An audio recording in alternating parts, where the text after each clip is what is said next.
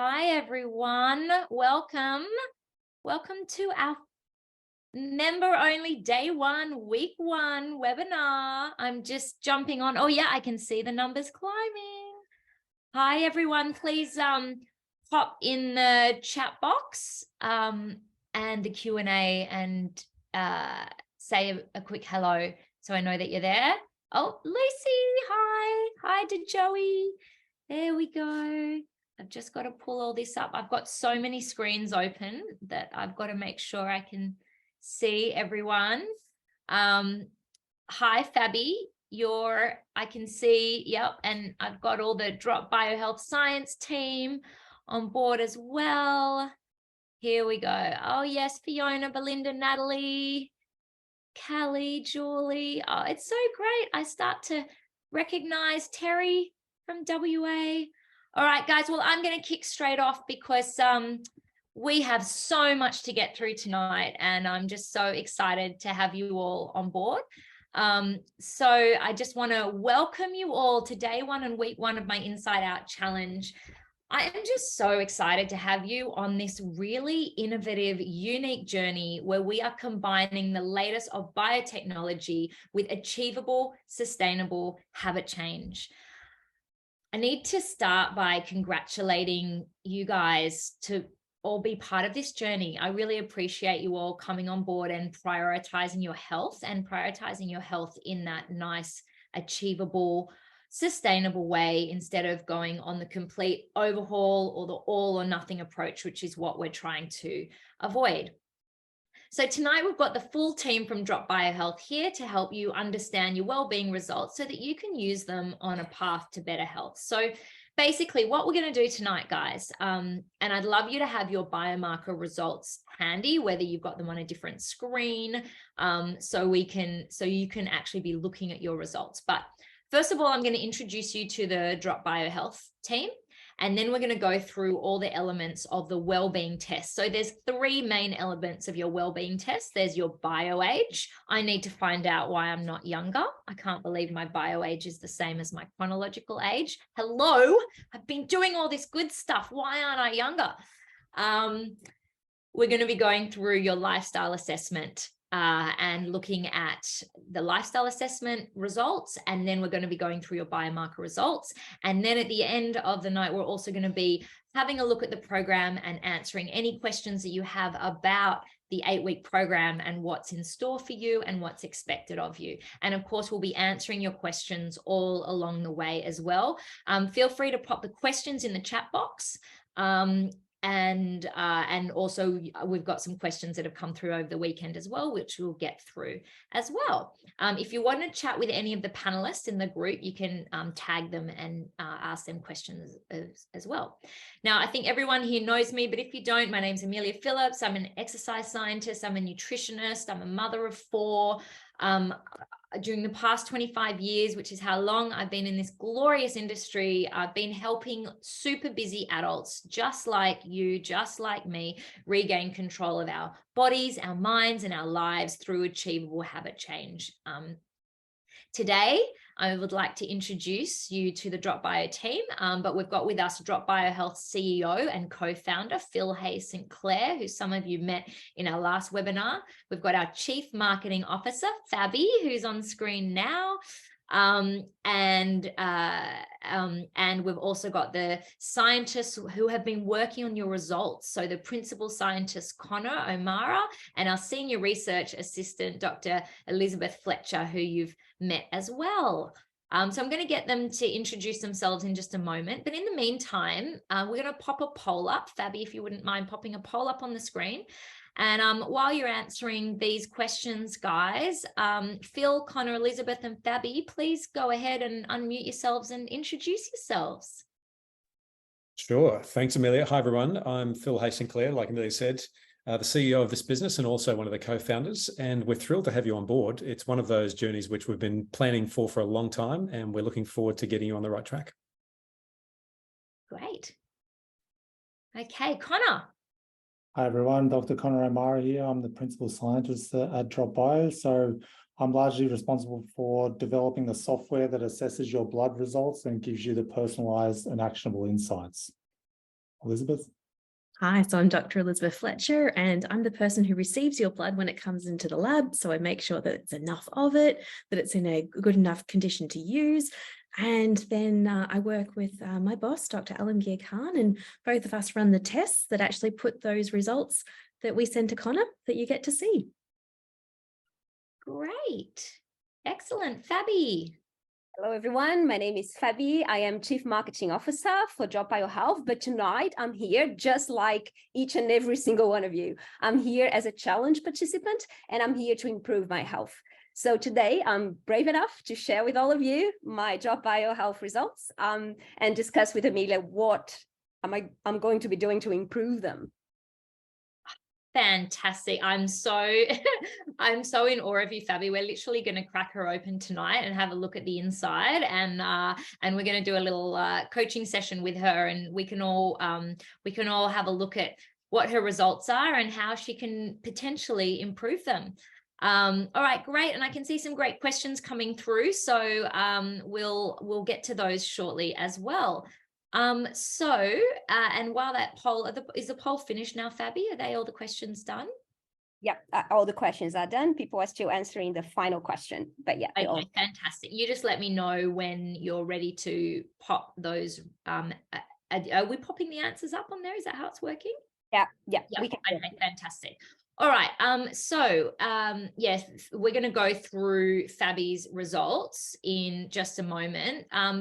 So basically, Phil, I'm going to share my screen, and I was just hoping that you might be able to kind of give us essentially an overview of what we're looking at, and if you can just help us all run through. Yeah, you bet. Okay, can you see my screen? I can see your screen. Yes. All right. So talk us through. So everyone, we're on the home here. That's right. So before we dive into this, everyone, I just wanted to give you sort of a bit of a background to the logic that you're about to see and some of the background that goes into these, all of this data that you're seeing right now, because I know for many of you, this will be the first time you've seen data like this.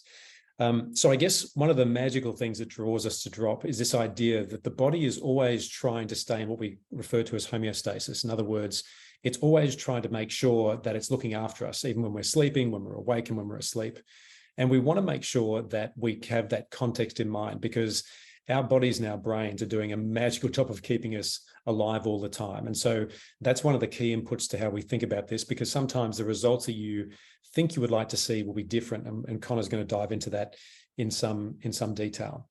When we get to the blood results, I know it's something that you're all really excited about, and it was really fantastic to see all these samples arrive back in our lab. The really important thing to keep in mind is that because the body does such a great job of keeping us healthy for the most part, you have to become really, really unwell physiologically in order to see really bad blood results. And so it's important that we keep that in mind. It's the same reason why a doctor might say to you, we would like to have you come back for another blood test in 4 to 6 weeks. And that's because for the most part, having one blood test is interesting, but seeing what the trend over time is really, really important to see if something is progressing in the right direction or in a direction which is a little bit tricky to try and manage. And so really keep in mind that we're looking for trends here, even though the individual results are really important. As you're about to see, and as you've heard Amelia say a number of times, whilst the blood results are really interesting and they give us a really good understanding of what's happening in these beautiful little cells and all the things that they produce, it's important to note that the key thing that is the predictor of your future health is your lifestyle. I'm going to dive into that in a second in some real detail. Elizabeth's really going to dive into the nuts and bolts around that, because we want you to make sure that you're making and have access to tools that help you make actionable change. Super important for you to understand those and ask as many questions as you like, because we're super, super keen to make sure that you've got what you need. And the last couple of brief points here are that when you look at the way that we've created this, we rely and we stand on the shoulders of giants. In other words, we stand on all the science and all the medicine that has come before us. We have not invented the way that we would provide a weighting, for example, for a blood assessment. We'll talk about BioAge, and Connor will dive into this shortly. We haven't invented this, right? This has been done by a whole range of really terrific researchers for a very, very long time, and we've put our lens on that. So what we want you to understand is that very a very small amount of this is incredibly novel. We're, of course, presenting this information in a way that you can consume and understand it. And so we'll talk about that a little bit further. But finally, and Elizabeth, when we get into this, Amelia, the thing around your lifestyle score and your blood scores is that this is a tool to basically help you understand you more. And we only know you as much as what you've told us and what we can see in your blood. You know all about the context in your lifestyle. And so it's really important to keep that in mind. We don't know a lot about you. We know a little bit, and we're presenting that back to you. So whenever you see a result, whenever you see a question that you might have answered, it's really important to go, well, actually, I think I know the reason for that. We're giving you a platform and a whole plate of clues here about what might be going on. And so it's really important for you to add that context as well. We'd love to get to know you as much as you know you, but I think that would take us a bit of time to make that work. So that's why we're presenting the data that we do as we stand right now. But Amelia, let's go through this this sort of setup here. So lifestyle, the lifestyle score, this is probably one of the most important dials that you'll see, and you'll see it repeated a number of times. You'll see that we have a -10 through to a +10. If you're +10, it's a bright, brilliant green color. And if it's a -10, it means that the lifestyle habits you have are very likely going to create a state of poor health for you over time. Maybe not right now, but that's where it's trending towards. And so that's why it's really important to do these kind of measurements over time. If you see a +10, that's great news for now, but it means you've got to maintain that. And so it's all about those steps you do over time. So when we go to the right there, perceived health rating, it's important to keep in mind that you feel a particular way, and that's really important. And we ask you those questions so you can go, actually, I feel a bit crap right now, or actually, I feel fantastic. We're presenting that to you so that you can be reminded that at the point that you answer the questions in these surveys and these blood scores, there was something happening in your life. This is just a reminder about how you were feeling at that time. So when we scroll further down, Amelia, we go into biological age. This is something really fascinating. And to answer the question around, why am I aging differently? Connor will dive into this further. But the way that we think about biological age is we look at a cellular level about, what are the things that we're seeing that are being secreted by cells that tell us that you're aging at the right rate, or if you're aging less compared to your chronological age. In some cases, people will have a couple of years which are that they're biologically younger. The majority of people are going to be pretty close to where they are. For example, my age is 45 years old and my biological age is 45 years old. I'd love to be 44 or 43, but the reality is I think I'm probably aging at about the right rate. And then there are some people who are aging a little bit further than what their chronological age is. And that's probably because there is a number of lifestyle improvements that they could make just to bring things back into scratch. You see on the right-hand side, a summary blood score. Again, Connor will dive into this. And this is an amalgam of all of the blood scores that we have, which we'll dive into. This is really sort of saying, if I had to quickly look at how I'm doing, how am I doing? 93 out of 100. Hey, that's pretty good. For all of us who went through school and university, that's sort of high distinction territory. I don't think we should get too wound up about those kind of rates. But keep in mind, we want to try and keep you as healthy as is possible for you, not for the population, but for you. As you keep on scrolling further down, Amelia, we've got a bunch of resources. For the most part, you've seen all of these before if you had a party to this. Our marketing team has done an absolutely cracking job of creating health resources right through the app and then on our website. So they're all there for you to have a look at, and a whole bunch of webinars as well. Oh, and also the all-important sample collection tips. We know that many of you have had a great experience doing this, and we've had some of you who have had a bit of a challenge. That video is there to help you out. So of course, if you need any help with sample collection, let us know. And in summary, at the bottom, we've got things around your body mass index, which is a kind of crude way of working out if you're the right weight for your height. And we put that there because it's an important calculation that many GPs consider as well. So that's what we give you when you first log in. You've all seen that so far. But Amelia, if we jump across to the top and we go to the lifestyle assessment, this is the place to spend a good chunk of time.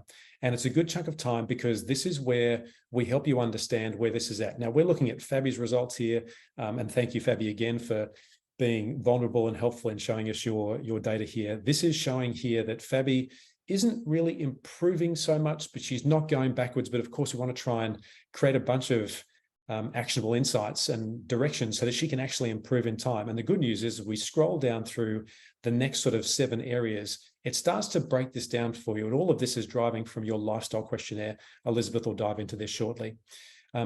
in the middle piece, a little bit further down, right here is the place for you to sort of think about, all right, what have I got to do here? What is my action plan to try and move this forward? And we do it based on that color coding. And then, of course, as we go down, there is it's the set of questions that you've answered in your lifestyle questionnaire, the way you responded, and then what is designed to be healthy as the ambition, again, for you based on your age and sex. And you can toggle between, the impact on your lifestyle or the lifestyle area itself if you want to spend more time thinking about, exercise or mental health and the like. So this is how it's all set up. We encourage you to really dive into that. There's some nuance to this that we'll dive into tonight as well. Some of you have picked up correctly. There's some duplication in this, and that is correct. And that's because there are, everything we do in health and wellbeing is all connected. So we'll talk you through that in a second.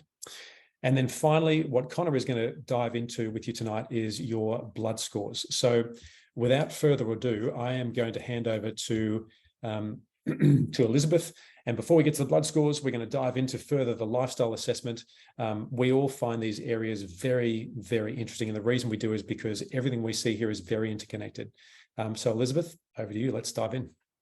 Okay, thank you, Phil. That was fascinating.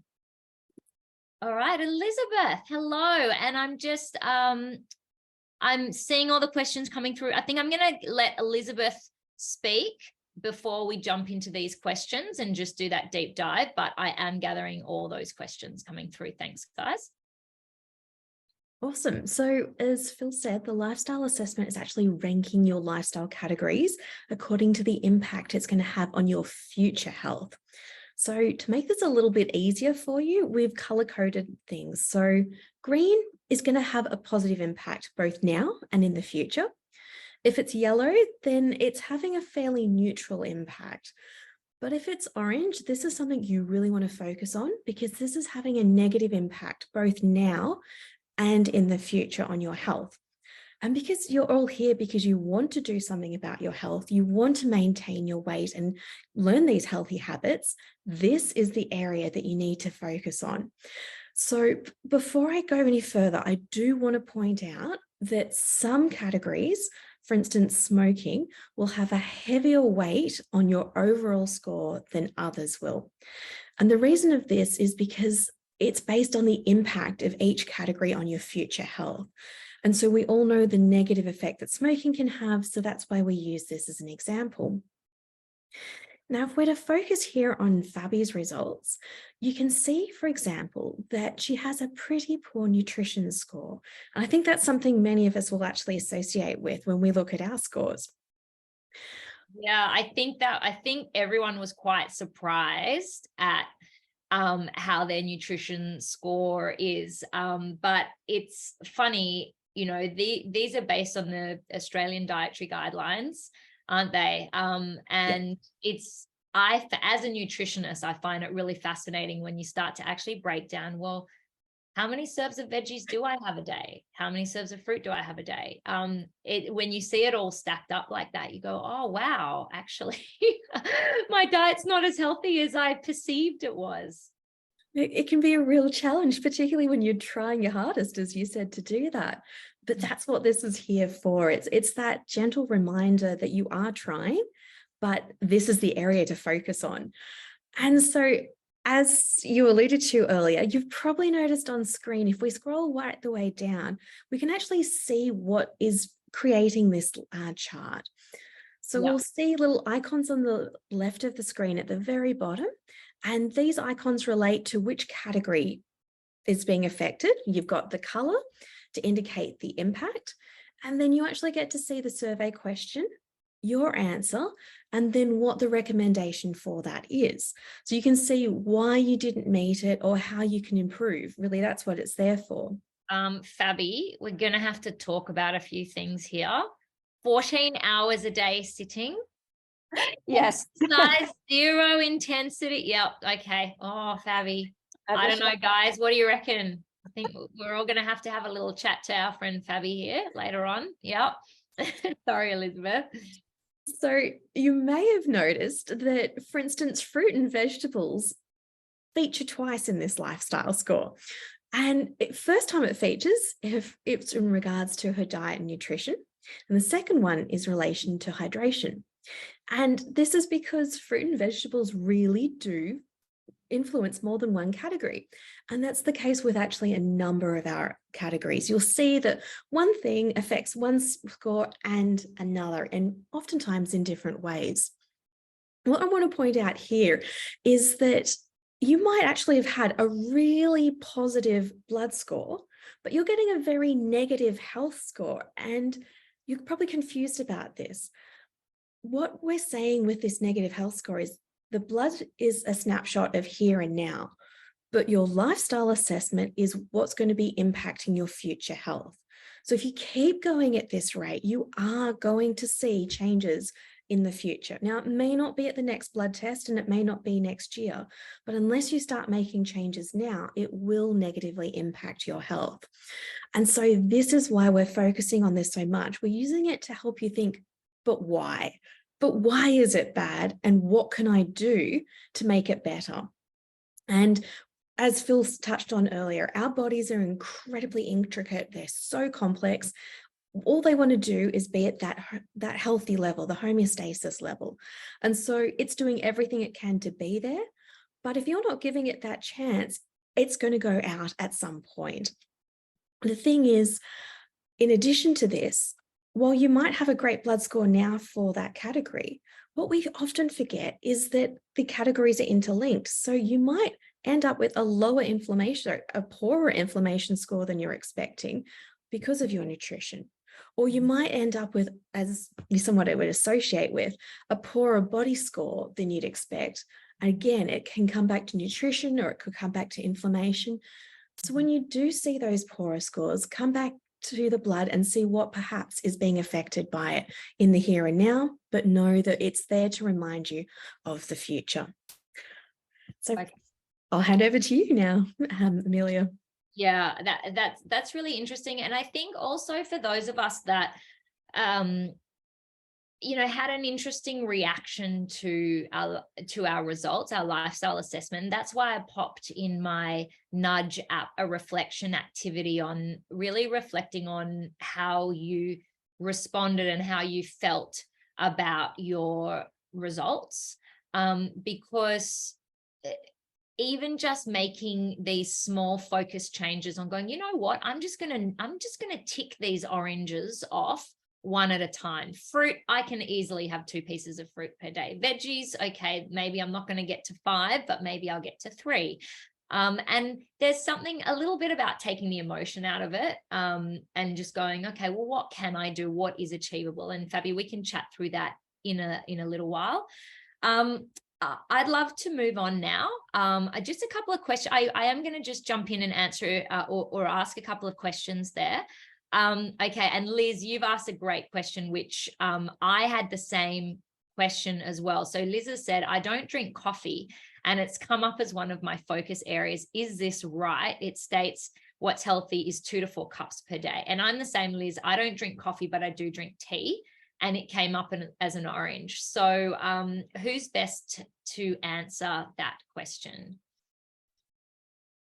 Look, I'm happy to, Amelia, just quickly, because I think it's one of those things that we looked at as well. And so there is a terminology difference that we should have made before this. And so there's a mea culpa here, and that is that the question there should have asked, how much caffeine are you drinking, not how much coffee are you drinking? So the calculation remains unchanged. And there is ample evidence to show that drinking some caffeine is actually very productive for your cardiovascular health and risk, which is good news for most people that are doing it. And of course, caffeine can come in many different shapes and forms. We're certainly not advocating to go and drink, buckets of Red Bull every day. But for people that drink tea and coffee in moderation, it is certainly shown to be a positive thing. Yeah, because that was my next question, was like, why isn't it 0 to 4? And what you're saying is actually there are health benefits in having a small amount of caffeine in your diet, hence why it is 2 to 4. And I know that number 2 to 4 has been very much standard for many years now. And when I have to, go on the Today Show and talk about coffee, so many people fall off their chair because they're like, I thought, 4 cups of coffee a day is absolute nightmare. And if anyone suffers anxiety related symptoms, coffee and caffeine needs to be kept to a minimum. But for everyone else, you can have up to 4 cups a day, which, even surprised me, but the research is strong. All right, thank you. Okay, is it possible that you couldn't answer the questions incorrectly? And should we be checking or validating those questions? I mean, yes, it is possible that you answer the questions incorrectly. You can't go back and change your answers, but you obviously can the next time. Did anyone want to add anything more to that?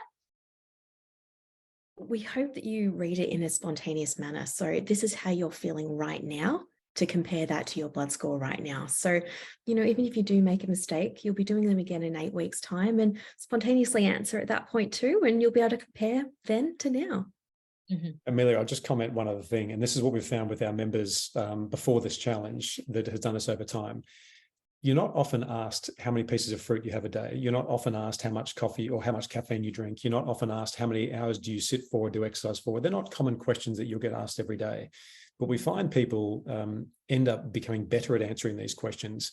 And that becoming better at answering those questions is directly correlated to how aware you are of the things you need to be doing in lifestyle. Great point. So you just get better at answering them the more you think about them. Because you might have only answered them for the first time, and I can see VJ's question here. There is a question. You may have answered them incorrectly for what that time was. We've tried to phrase all of these questions in a way which are really easily spontaneously answered, but you get a chance to do it very often, and you might see that improves at the next time that you do them. So we look forward to seeing those answers then. Awesome. Excellent. All right. Well, Connor, we're going to dive into the biomarkers.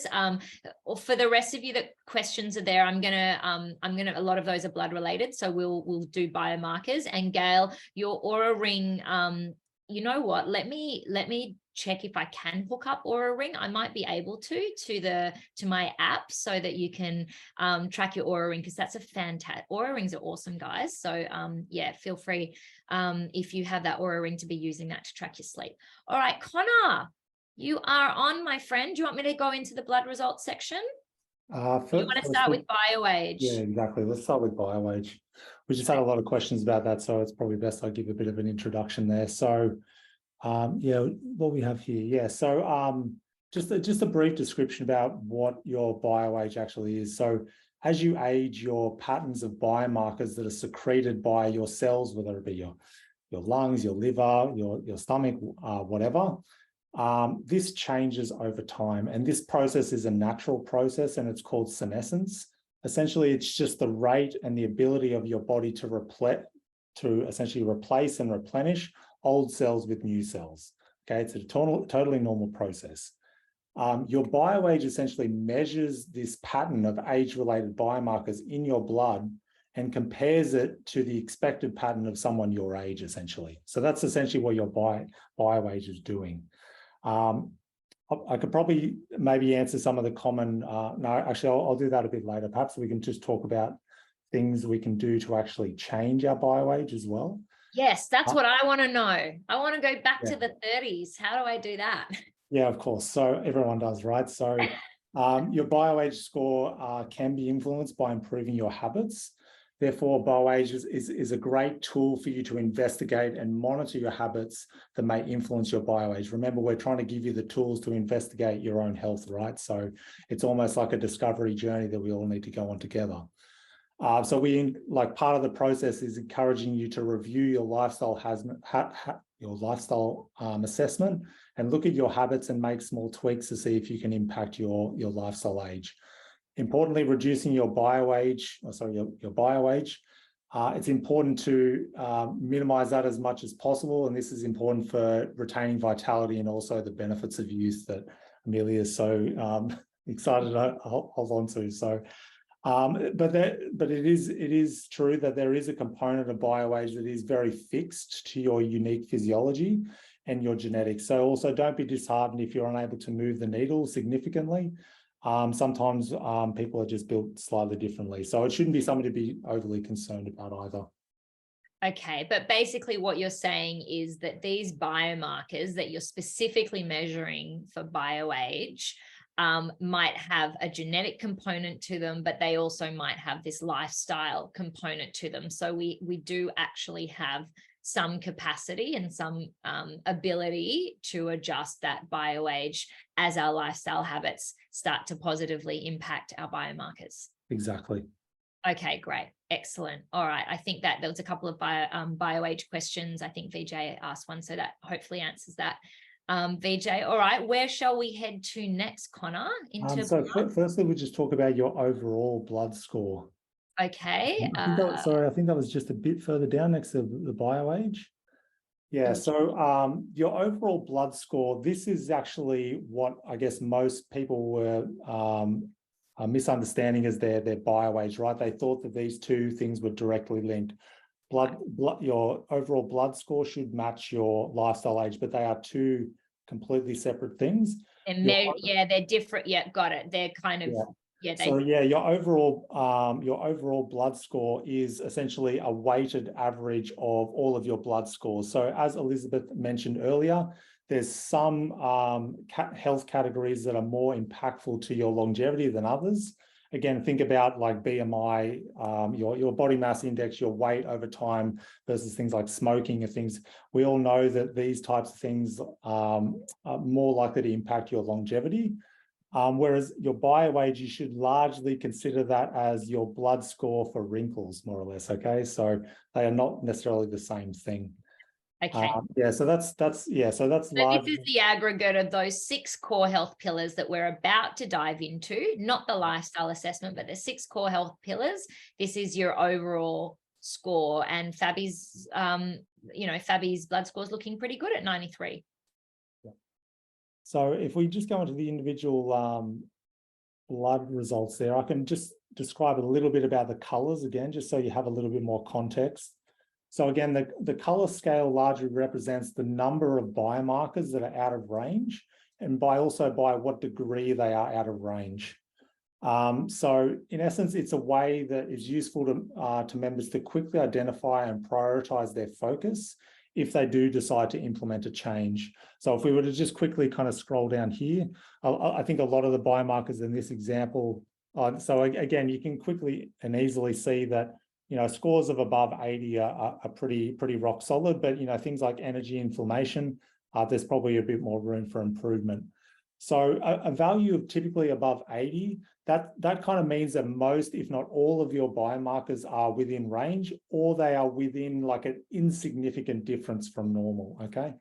A value below 20, on the other hand, suggests that most, if not all, of your biomarkers are out of range or a significant distance from the normal range. So that's largely the kind of coloring and how to kind of interpret the coloring there. Yep. Okay. Got that. So perhaps we can just go into one of the actual scores, perhaps inflammation. Yeah. So again, what I want to kind of stress here is there's another layer of weighting in this. So if you just scroll up just slightly so we can see the score and some of the biomarkers. Yeah, so we can see here that we've got a score of 71. And if you remember back to the lifestyle assessment, smoking has a greater impact on your health than others. It's the same for biomarkers. Some biomarkers are more of an indicator of potential longevity than others. And we do the same here. We weight individual biomarkers differently. So you might see one biomarker that's only just out of range and get a score of 60, and everything else is in range. That means that biomarker is very heavily weighted and is probably one of the most important biomarkers for this health category. And you can actually read about like how each one of those each health category, we weight each individual biomarker. So you can read that in the little blurb there. Mm-hmm. So this is the weighting will be, if you want to learn about the weighting, it will be here. Yep. I know chatting to you guys earlier, just jumping into sleep, you guys were talking about, like, for example, you can see here with sleep, each is weighted differently. Cortisol, BDNF, ICAM1 are the most influential blood biomarkers for this score. So if guys, it probably pays, particularly on your biomarkers that need work, to really read that section in detail so that you can understand which of the biomarkers are the most weighted ones. Yeah. And then Connor, I think this is also important. If people haven't already learned, that you can click on here and read about what each of these biomarkers do as well. That's right. That's a really important resource. It's just if you want to quickly learn more about a particular biomarker. Again, I just want to, there's a lot of information here. I really want to just dive in on even just one of these bars and how to interpret this and kind of what it means, because there's a lot of here. And again, the subtle differences can be lost.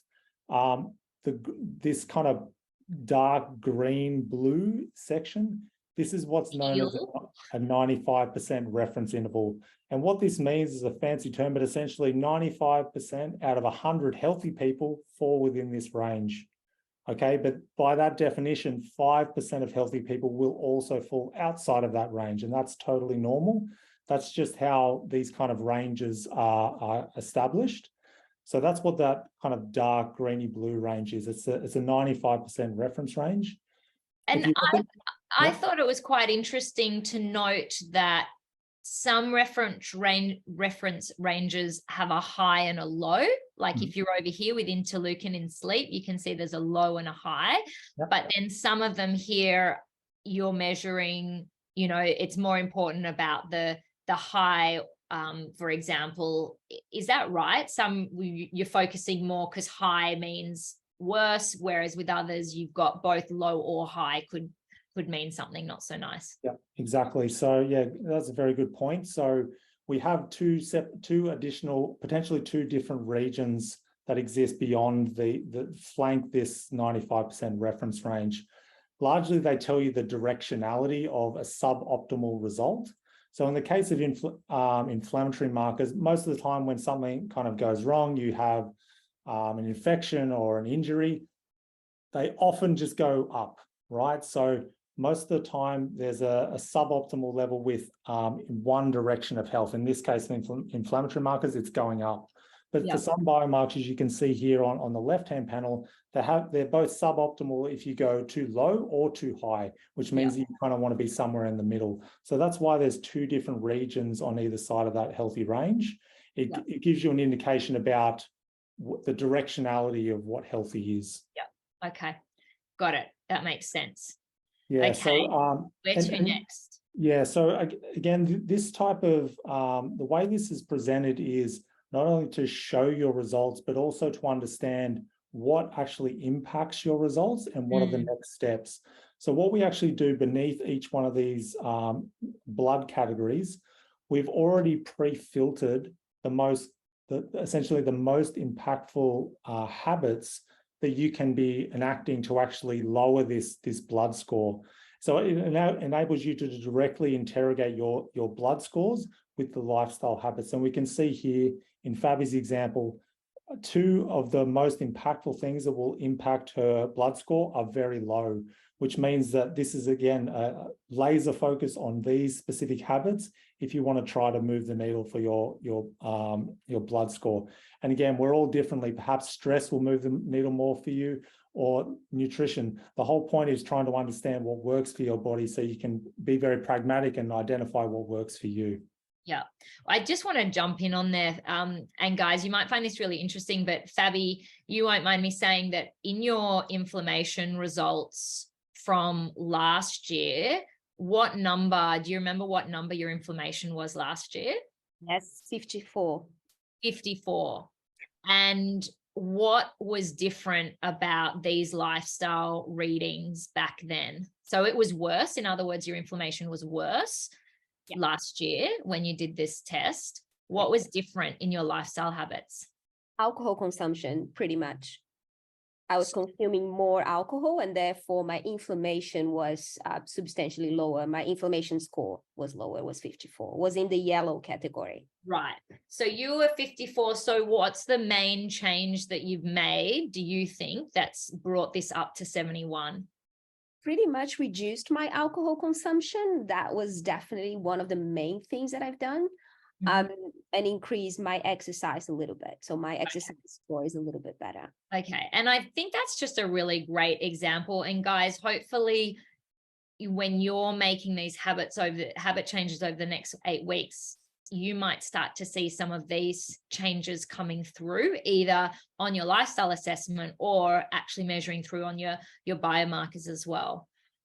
So yeah, I just wanted to draw that attention to that. And you can see, and this is really interesting for those of you, even if you're scoring well in the categories, take a look within each category and spend some time looking at what your lifestyle assessment scores are.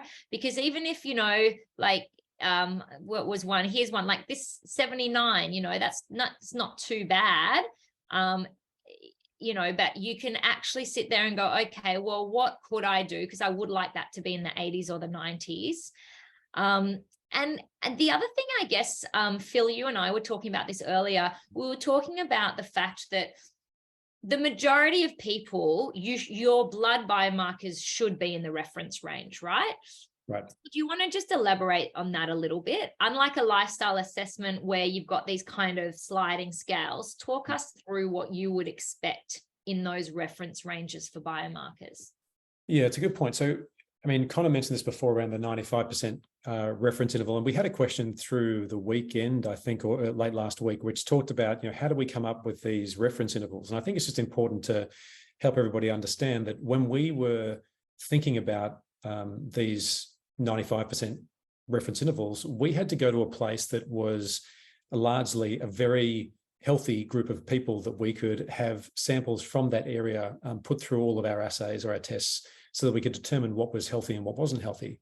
And we worked with the Australian Red Cross Blood Service to determine those healthy ranges because people that donate are nominally healthy. And so when we determine what is that little green area, that sort of that dark blue kind of area, that's what's helped us contribute to this. And this is a very standard sort of process in science. What I would say, though, as well, Amelia, is that the context, and I made this comment before, the context here is really important. Somebody, I think, Leah, you've asked here in the comments, would COVID affect my inflammation blood results? The short answer is yes. If you were vaccinated, for a flu shot, for example, or for a COVID vaccine, and you took your blood sample the following day, would there be a change? There's very likely there will be a change. And it's because it's your body naturally responding to a vaccine shot, which is trying to protect you. And when we think about the reason that we have, if you just scroll up a little bit further to the date here, what we encourage you to go back and just go, all right, so this was taken on, in this case for Fabi, this was taken on the 2nd of April, 2023. What was also happening at that point in my life? Did I have some sort of cold or flu? Was I feeling below level? These are the kind of things that we're trying to help you provide an element of context, because we don't know that. Only you can know that. And so when we're trying to sort of piece all this together, we're just one piece of that puzzle. But what's really important is that, know that the rigor around creating these reference ranges is using data and tools which have been traditionally used for a very, very long time. So the good news is we haven't had to invent any of this. We've pulled a lot of it off the shelf, but we're doing it in a way which is translatable and hopefully understandable to you all. Yeah, got it. Well, I want to dive into some questions now. And, I can see Angela's asked a similar question, the one that came through on the weekend, which is essentially, at what point should we go and see a doctor? Like if you come back and you can see some of Fabi's markers, particularly in inflammation, were way out of range. How do we decide, is this okay? What are your thoughts on that? Yeah, so we have one very clear thought, and that clear thought is that if you are concerned about any kind of symptom, any kind of reading that you get from anything, whether it be an Apple Watch through to the test scores that we have, and you want to go and talk to someone about it, go and see your primary care clinician. Mm-hmm. That's the bottom line. Now, when we look at the results that we have, and I've seen a whole bunch of questions around, it's sort of in the middle of range, it's still green, but I'm just a bit concerned because there's a marker outside. We try and present this information in the context of what you've already told us and what your blood's telling us. So if something is, for example, in Fabi's case, a 79 or an 80, and there is one marker that's outside, again, we asked you to go and ask the question, well, what else was happening in life at the time? Was there something that could have driven that particular result? And if you're just slightly outside of that 95% confidence interval, then let's pause and see what happens in the next blood test. That's an option. But the reality is that you can take this information to a GP or to whoever treat you, and have that conversation with them and use that as an input to that conversation, because you're taking steps to, improve your health over the long term. But this is not designed to replace a doctor. And as you'll see in the disclaimers all through this product, this is about future well-being and giving you data to help you make decisions. This is not a replacement for any kind of diagnostic, and it's not designed to be, nor will it ever be. But it's important for you to know that there is a level of context here that we don't know, that you know. And if you can piece that puzzle together, then that's going to make you just a more informed individual about your health. And it just actually makes for a much more productive conversation with your GP anyway. So we try to sort of set that up as putting you in the best position possible. I think a point you touched on that I want to emphasize is that tracking the trends over time. And I've noticed this now that I've had a couple of these tests done. It's like, oh, okay, I can see these trends starting to develop. And so then at a later stage, if I'm like, wow, that suddenly went up and I don't have a reason, I didn't have an infection, I wasn't sick, I'm going to keep an eye on that. And I think, if there are other symptoms, rapid weight gain, rapid weight loss, hair loss, unexplained fatigue, or there are symptoms outside that you are also grappling with that have come out of nowhere, and you get, a bunch of out of range markers. Well, yeah, that might be a trigger, but if your symptoms aren't there and you're seeing these, well, you might ride this out for that 8 weeks and start to track those trends over time. Yeah. Okay. All right. I think that answers a couple of people's questions as well. What about the flip side? What about my biomarker results are really good, but I feel pretty crap? And we've got a few iterations of these in here. Liz is saying, I've got joint stiffness and aching. I thought my inflammation markers would be high, but they're not. How do you explain that, and what can we do with that? I had another one about BMI. I just don't have that question up in front of me. Was it Tony, I think? Or someone said, I've got a high BMI, but my body composition biomarkers have come back fine. Do you want to speak to that? Yeah, well, we can speak to this quite a bit. And I guess there's a couple of things to keep in mind as well. We measure, and I saw a comment from VJ as well around, how did we make decisions about which biomarkers to measure? And the reality is that, like I said earlier, we stand on the shoulders of giants. We, through Connor principally and his team, we went through and scoured the scientific and medical research literature around which of these markers play really important roles in both longevity and disease states. And how is it that we can make those available to people like you so you can make decisions? We can't measure everything, and there are hundreds of thousands upon thousands of markers that we could have gone and measure. But if we look at something as just a concrete example, we look at the energy score. So that is really designed, and if you look at the biomarkers that are there, that's really designed to identify the biological signs of fatigue. It's not there to indicate our regular everyday tiredness. And it's really important to note this, because with that state of homeostasis the body's always trying to achieve, it's always trying to go and ebb and flow between different things to try and keep you in that state. Sometimes it's easy to make a giant leap in imagining that your body is not coping with tiredness. However, that might not be the case. The blood may indicate a biological explanation for tiredness, and an explanation lies somewhere else. And so again, this is why we try to help you put information into your hands so that you can then piece together the other parts of that puzzle. And we know there are other services over in the States and the UK that do really, really comprehensive measurement and understanding of huge amounts of things. You might have heard of things like full genome sequencing to look at all of the different types of genetic components of what life goes on, as well as a whole range of other blood tests. We've been very judicious in the kind of markers that we've selected, because there's only so much that we can tell you before it becomes really, really overwhelming, and actually doesn't help you make decisions about what your long-term health and well-being looks like either. So we look at those. We really encourage you to dive into what those areas are designed to help you understand. Of course, we're here to answer any questions you might have to the extent that we can, but just note that when there are complicating factors, and I saw some of the comments in here, we have somebody who is undertaking HRT. That is not uncommon. We have people who have gone through surgeries or other things which are in the last 12 months. Of course, as your body fights to get back into that level of homeostasis, it will throw off some things which are atypical. That's not to say that you're at risk of disease. It's just that it's atypical. And so you can still find yourself living outside of those ranges. But I think it's just important to note that we're just trying to provide you with a set of clues that allows you to sort of piece the rest of life together. And I think when it comes to energy, weight management, health, we have to be detectives. And, you know, for a lot of us who are lacking in fatigue and are feeling tired all the time, I really love these biomarkers as almost a little bit like an insurance policy, or to go, okay, you know what? I've looked at like energy. It can be something to do with my body. Like I'm carrying too much weight. I've gained weight recently. I'm not strong enough. I'm not fit enough. It can be to do with our psychology.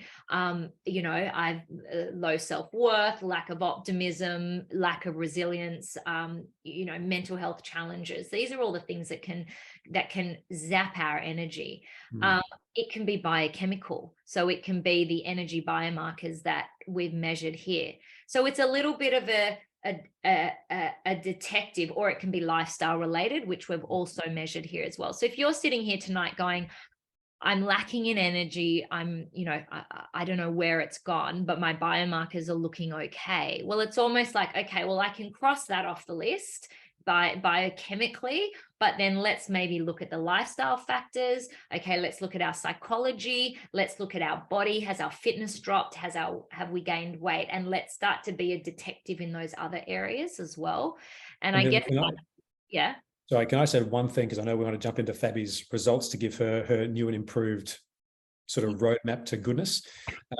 There is a comment or a question that Sue Morgan has just put in here. Would long COVID influence results?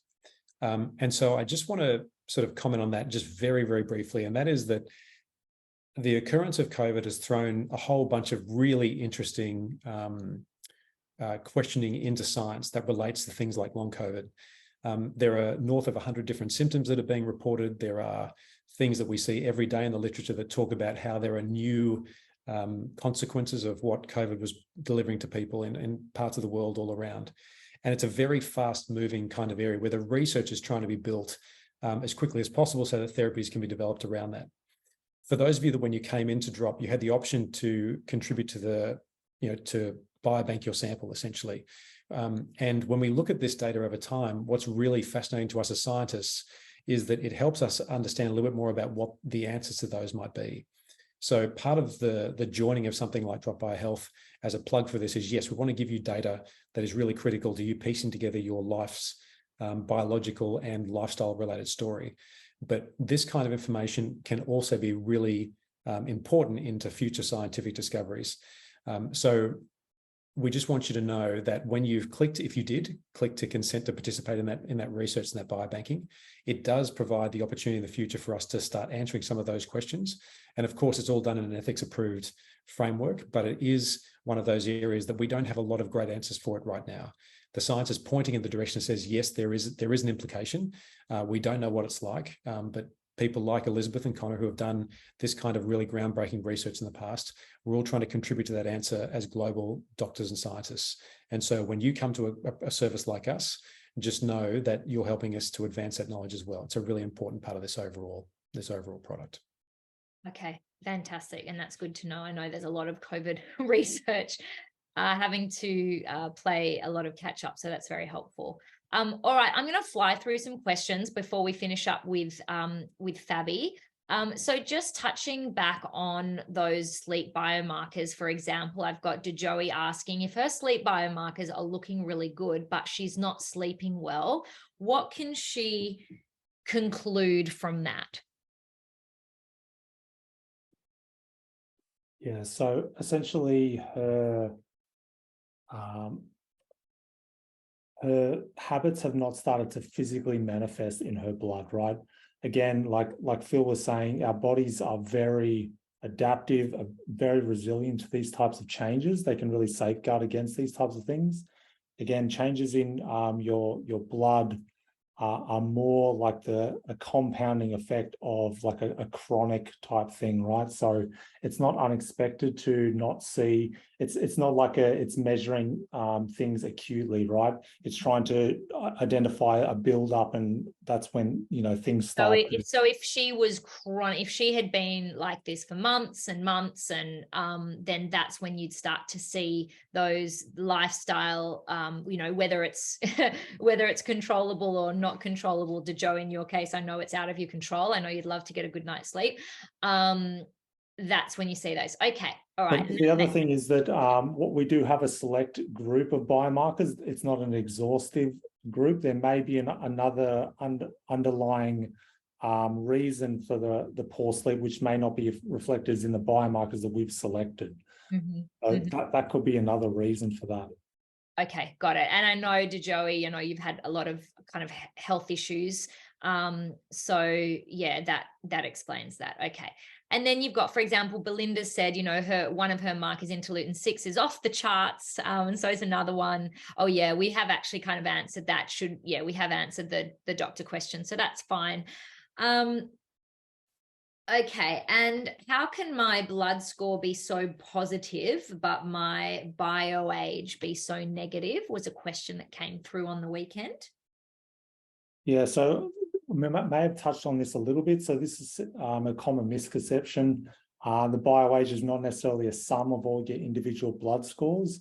The bio age is made up of a different set of biomarkers, and these are different from the ones in your other blood scores.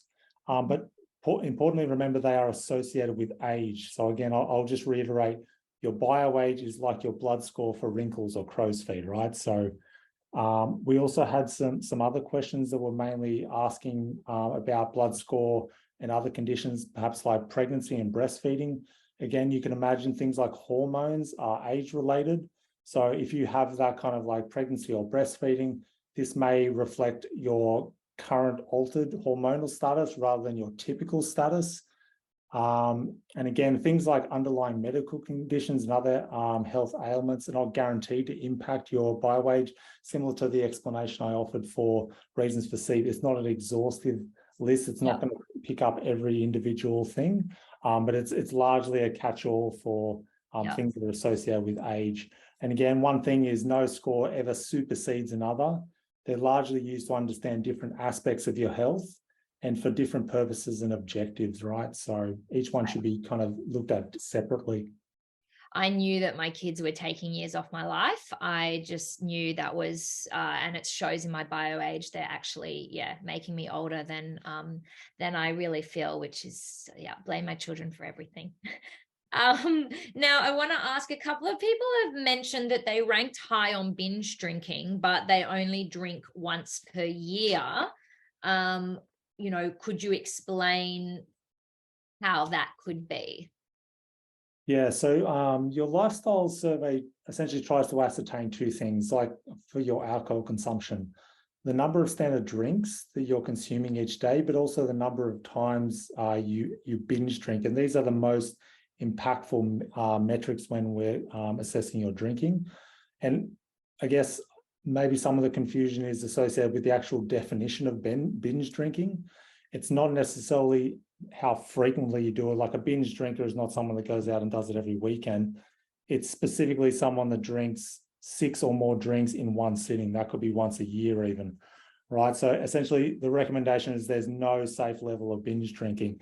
Even though we might enjoy it, it's still, we want to be very transparent about the literature, similar to the coffee example, right?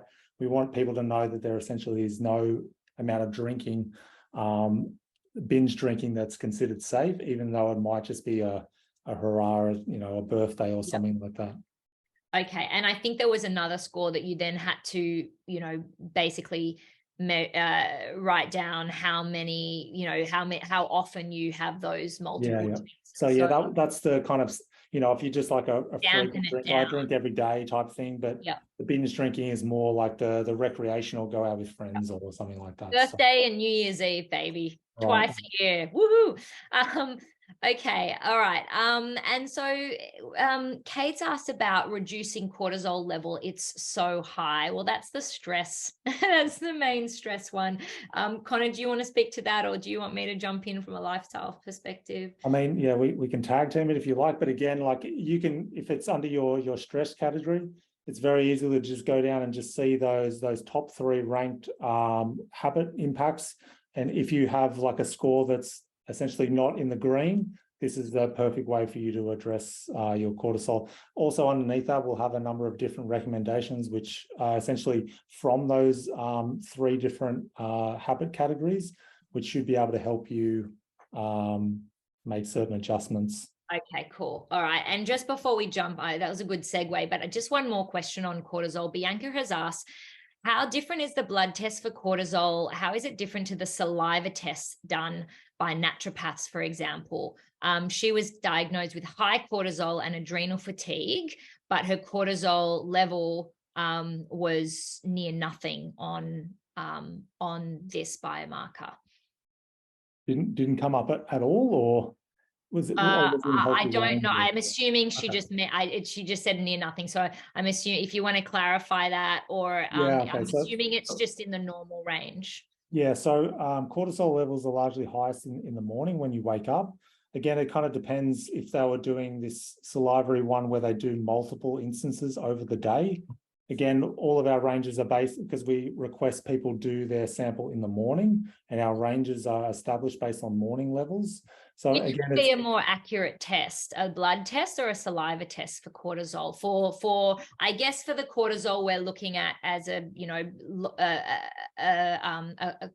chronic cortisol level, I go to say.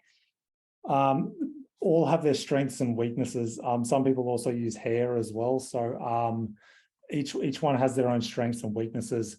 In essence, you're able to measure cortisol in a single catch-all sample with blood. We can't measure your inflammation, your leptin levels, all of this stuff from saliva. So in the way of just trying to collect as much information about you as possible, the best way to do that is with blood. And like I said, each kind of method has their own advantages and disadvantages. But blood cortisol levels will still give a very good indication of your cortisol levels. But like I said, it is a diurnal thing. It fluctuates over the day. So you kind of almost have to be in the same mind as, was I sampling at the same time? You know, all of those kinds of things. There's lots to consider when thinking about cortisol levels. Okay, great. And again, those trends over time are, you do the blood test, same, in the morning, same conditions, and that's where you see those trends. Thank you, Connor. All right, guys, just to wrap up, in our last couple of minutes, I just want to use Fabi, if it's okay with you, Fabi, and everyone here. First of all, if you have any program questions, so we're just moving on to program now. If you've got questions you're not sure about which plan you're following or anything like that, please pop them in the chat box and I'll respond to them. I'll probably run out of time tonight, but I'll private message you in the app. But Fabi, you have 16 areas in the orange here. Yes. When you look at these, are there some here that feel like low-hanging fruit for you? Are there some here that feel achievable for you, and which ones are they? So that's the thing that Connor was talking about, looking at the report with a curious mind. At the beginning, I looked at it and it felt overwhelming. 16, that's a lot. That's a lot of orange there for my categories. So I just deep dive into what are the little things that I can do. For instance, I can drink more water. I can increase my water consumption. That seems like fairly low-hanging fruit. As we are in the topic of fruit, I can also consume more fruit because that will actually help me out with my hydration and with my diet and nutrition. So I think that there are quite a few things that felt easy for me as soon as I started to just deep dive into it and thinking about the impact that these things could have on my overall health. And I think that's the really key message here, guys, for any of you that are that have a lot of orange and maybe feeling a little bit overwhelmed. When you do break it down into those more achievable sections, that's what my program is all about. It's picking those 1 to 3 habit changes that feel achievable for you, that are sustainable. And so you'll see often in the questions in the community, one of our lovely members today asked, should I be tracking everything that I eat? I said, it's totally up to you. And if that's going to keep you focused on, following a healthier diet, go for it. But I will also caution that if you are tracking everything you eat, what happens when you stop tracking? Does that mean, that's the signal that your diet's totally changed? So I'm really hoping that, and my goal with this program is to create that space of focus for you each week with your intentions to be cementing these new habits. Fabi, for you, fruit intake, drinking water, strength training sessions, 16 things are not habits for you right now. So adding those in is going to feel challenging. Yeah, that's why I'll start I'll start small. Yeah. I'll see how I progress. I think that the key for me is to actually make it stick, is not making a lot of changes. Yeah. And so that's guys, for everyone, if every week you are adopting healthier habits than you were the week before, know that that's making an improvement. And that's why I really like the Drop BioHealth reports, because instead of standing on a scale every Wednesday and getting completely deflated because you decided you wanted to lose some weight, when actually it's not really what you want. What you really want is more energy and to be healthier and to be here, when you turn 95, standing on the scales doesn't really cut it. But I'm hoping, guys, that with these 3 reports that you've got, your BioAge, your lifestyle assessment, and your biomarkers, you're now able to use those as real actionable habit changes. And you've got a new metric to follow, which is getting those biomarker scores as close to the 90s and 100s as you can, and reducing the number of oranges in the lifestyle assessment. So I think that's probably a good note to wrap up on. I hope you've all found this interesting. Fabi, will you make sure we've answered all the questions? And if we haven't, we will private message you. Guys, you can private message me on the chat. I've got lots of conversations going on. We've got the community hub. Just remember quick, Fridays is when your next week plans will drop. So exercise, nutrition, and Triple S plan drops every Friday. Every Monday is your intentions. That's super important to fill out. And a part of being eligible for the major prize is to do your Monday intentions card. Wednesday is checkpoint. And then Friday, your new program comes out. So we're off and running.